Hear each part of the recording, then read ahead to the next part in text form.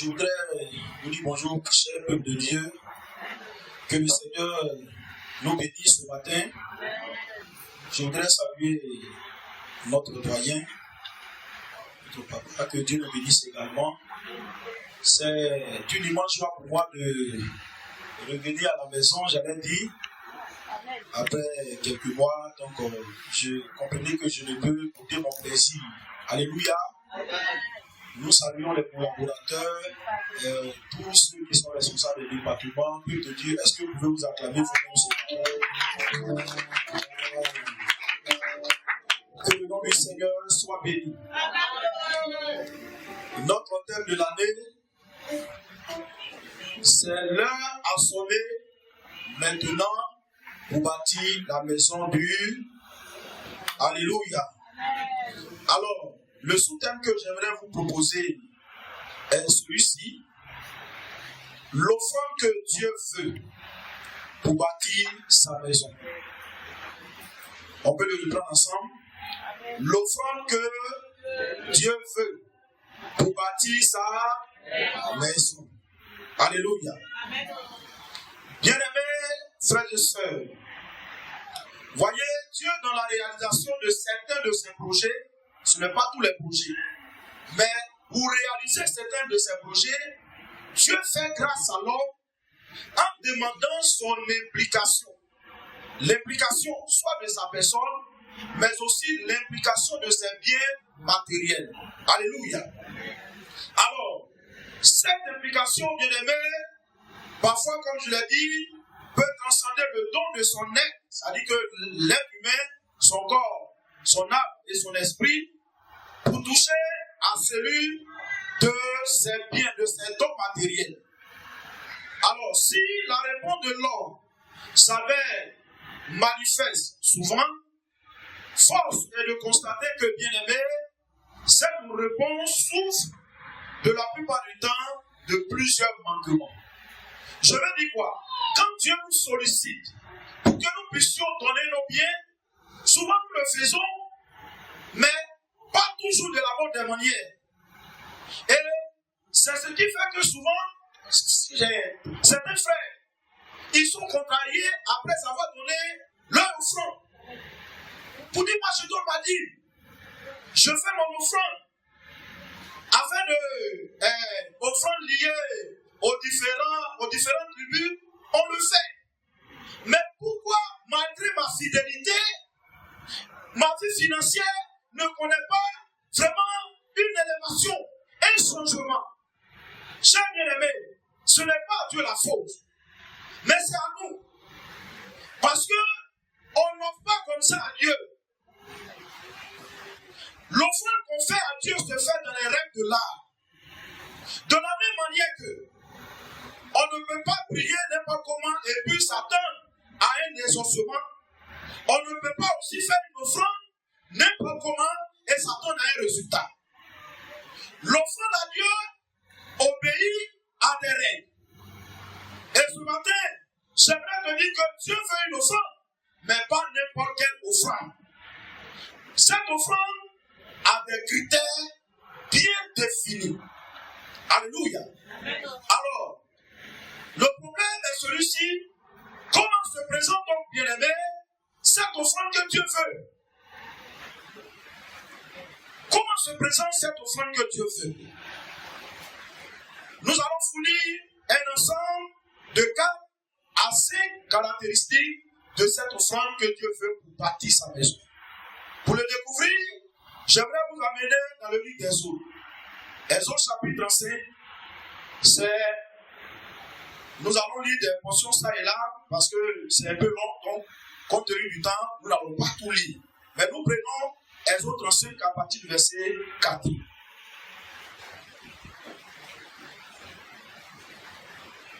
Exode chapitre 35 à partir du verset 4. Nous lisons: Moïse parla à toute l'assemblée des enfants d'Israël et dit: Voici ce que l'Éternel a ordonné. Prenez sur ce qui vous appartient une offrande pour l'Éternel. Tout homme dont le cœur est bien disposé apportera une offrande à l'Éternel, de l'or, de l'argent, et de leurs reins, des étoffes teintes en bleu, en pourpre, en cramoisi, du fin lin et du poil de chair, des peaux de bélier teintes en rouge et des peaux de dauphin, du bois d'acacia, de l'huile pour le chandelier, des aromates pour l'huile d'onction et pour le parfum odoriférant, des pierres d'onyx et d'autres pierres pour la garniture de l'éphod et du pectoral. Que tous ceux d'entre vous qui ont de l'habileté viennent et exécutent tout ce que l'Éternel a ordonné.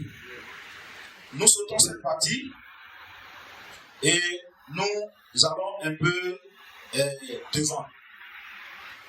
On peut commencer vers le verset 22, 21, même voire 21. Nous lisons.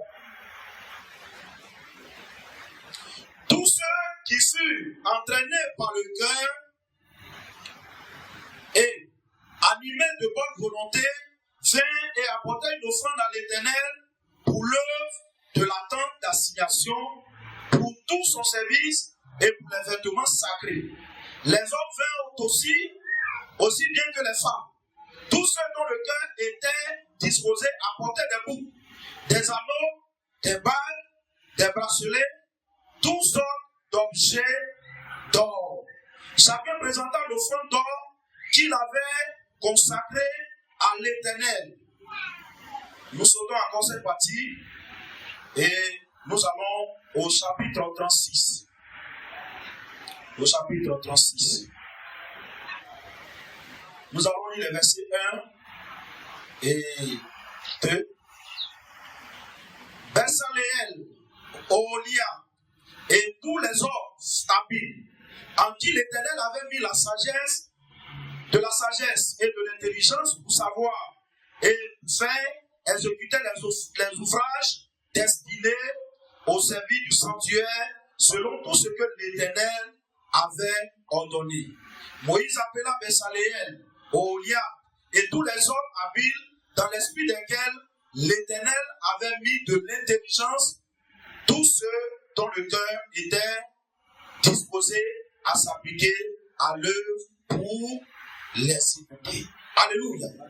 Bien-aimés, le passage ici, avec cela, nous sommes encore dans le désert. Vous êtes censé savoir que lorsque Dieu a fait sortir les enfants d'Israël de l'Égypte, il y a une vague qui s'est enclenchée. Et arrivé à un certain moment, Dieu a senti le besoin d'avoir une rencontre avec son peuple, mais dans un endroit bien précis. Et cet endroit-là, c'était une maison appelée le tabernacle. Alors, c'est dans ce contexte-là que l'Éternel lui-même va s'adresser à Moïse afin de lui donner les directives et que, effectivement, ce tabernacle soit bâti. Je vous épargne de certains détails, mais quand nous plongeons nos regards dans ce texte, l'offrande que Dieu a demandé à Moïse de la part du peuple contient bien des caractéristiques qui sont valables pour nous de nos jours. Alors, la première caractéristique que je voudrais évoquer en ce qui concerne l'offrande que Dieu veut, c'est une offrande accompagnée d'une bonne disposition de cœur. Quelqu'un dit une bonne disposition de cœur. Bien aimé, la bonne disposition de cœur, c'est quoi? La bonne disposition de cœur, c'est le fait que, en venant faire mon offrande dans mon cœur, il y a de la joie. Dieu n'est pas quelqu'un qui veut faire une offrande malgré lui-même. Parce qu'on lui a demandé, ils ont parlé d'affaires de tribunaux. On va faire comment? On n'a qu'à les donner. Mais c'est pas ce que la Bible dit. Quand nous lisons les versets 5, versets 21, 22, 26 et 29 du chapitre 35, la Bible déclare que les gens qui étaient venus donner le matériel à Dieu le faisaient avec une bonne disposition de cœur. Un cœur qui vient offrir à Dieu et dans lequel se trouve la tristesse, il va faire son offrande, mais il n'aura aucun résultat. Ou bien le résultat qui va venir sera minime. Bien aimé, J'espère que ce matin, il n'y a pas de la contrainte dans ton cœur. Ton Dieu t'appelle à lui offrir, à lui faire une offrande accompagnée d'une grande joie. Quand une offrande est faite dans une bonne disposition de cœur, Dieu est touché et il relâche sa bénédiction. C'est pourquoi la Bible déclare, la Bible insiste dessus, l'expression disposition de cœur est revenue 5 fois dans le même chapitre. 5 fois. Quand vous lisez au verset 5, Dieu a dit que tous ceux qui ont une bonne disposition de cœur se lèvent et viennent faire leur offrande. Je suis contre ces prédications qui disent, quand tu fais une offrande, il y a des offrandes qui te font pleurer. Il y a des offrandes qui font ton cœur sec. C'est contre la parole de Dieu. C'est contre la parole de Dieu. Vous allez prendre de Genèse jusqu'à Apocalypse. Dieu n'a jamais contraint quelqu'un à lui donner. Dieu vient te demander. Et puis toi, ton élan, ta réponse, qui est accompagnée d'une bonne disposition de cœur, fait que quand tu donnes, Dieu te bénit. C'est pourquoi, bien aimé, certains font les offrandes, ils rendent témoignage des résultats qui accompagnent, d'autres le font, mais ils ne rendent pas témoignage. La différence de quoi? C'est l'état du cœur. C'est l'état du cœur. Je me souviens, dans Acte 4, un certain Joseph s'est levé, il a fait l'offrande. Ils l'ont cité à l'exemple. Mais quand nous citons au chapitre 5, M. Ananias et sa femme Saphira, ils vont se lever et user de dissimulation dans l'offrande. Vous savez ce qui leur est arrivé. Ce matin, toi qui m'écoutes, Dieu veut quand même lui donner que ça soit la joie de ton cœur. Que ton âme soit disposée. Que tu ne fasses pas parce qu'on t'a imposé. On va faire comment? Notre patriarche a vu son affaire compliquée.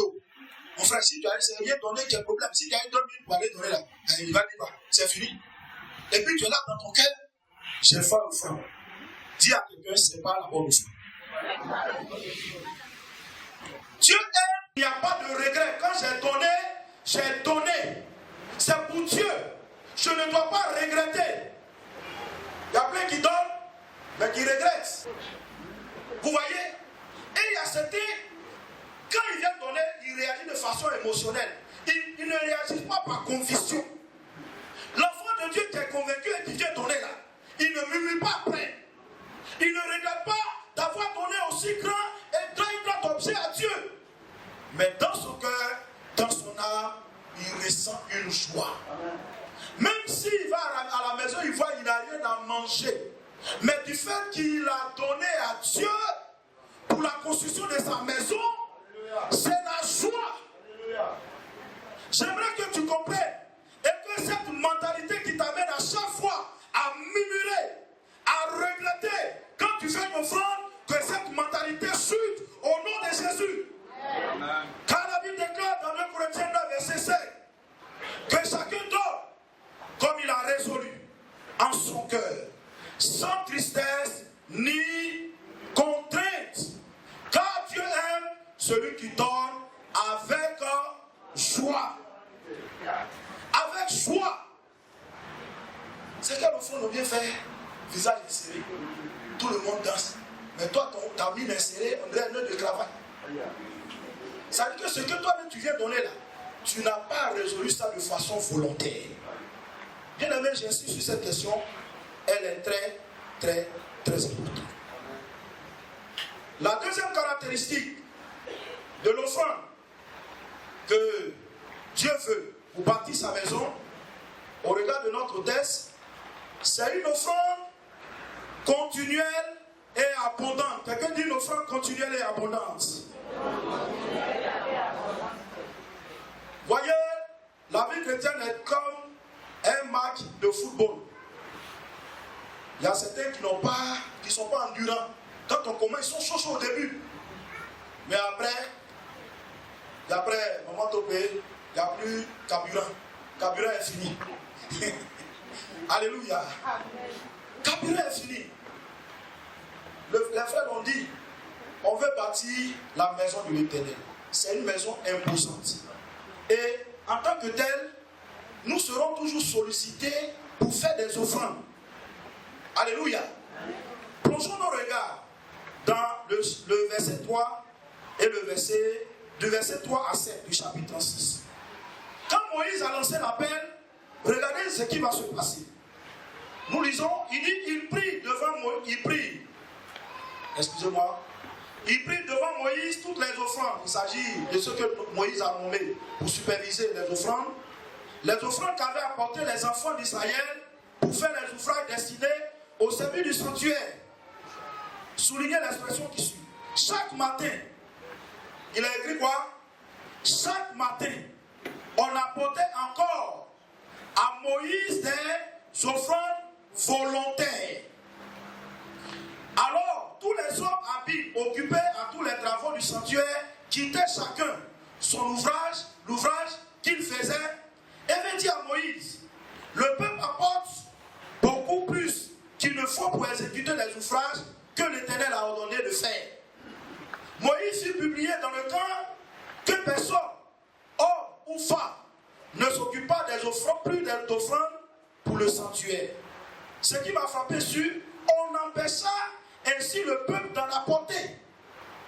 Les objets préparés suffisaient et au-delà pour tous les ouvrages à faire. Alléluia. Chaque matin, ils en voient encore.